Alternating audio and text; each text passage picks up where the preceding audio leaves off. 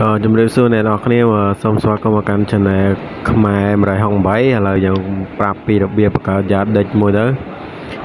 ជាដំបូងយើងទៅកាន់យើងចូលមកកាន់យ៉ាដេចមកដើម្បីយើងបង្កើតយ៉ាដេចថ្មី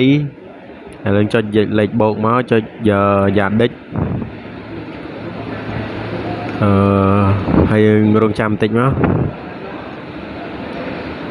ហើយអ្នកនរគ្នាកន្លែងហ្នឹងយើងដាក់ mail ក៏បានដាក់លេខទូរស័ព្ទក៏បានដែរឥឡូវខ្ញុំដាក់លេខទូរស័ព្ទខ្ញុំចូលហើយយើងចុច log in ហ្នឹងមក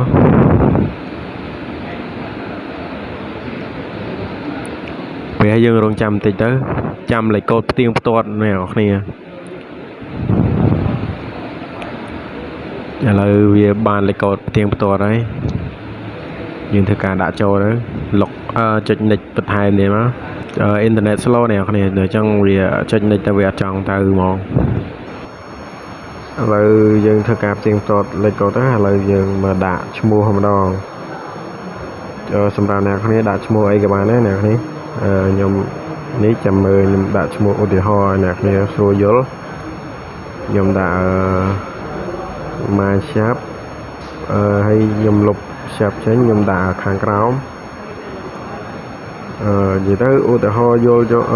ស្រួលងាយទេអ្នកនរគ្នាឲ្យអ្នកនរគ្នាមើលយល់អីចឹងណាហើយខ្ញុំធ្វើការដាក់ឈ្មោះចុច next ថែមមកចុចនេះចុចខាងលើអ្នកនរគ្នាចុចខាងលើមកហើយចុចគ្រីសវាមកចុច accept មកហើយយើងរងចាំបន្តិចទៅឥឡូវកន្លែងនេះយើងដាក់ username ពេល login ណាអ្នកនរហើយយើងខាងក្រោមនេះដាក់ password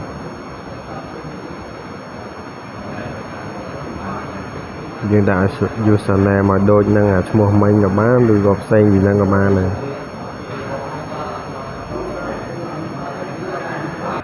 ខ្ញុំដាក់ password ហើយអ្នកគ្នាកន្លែង password ហ្នឹងវាឲ្យ record ជាប់ផងហើយ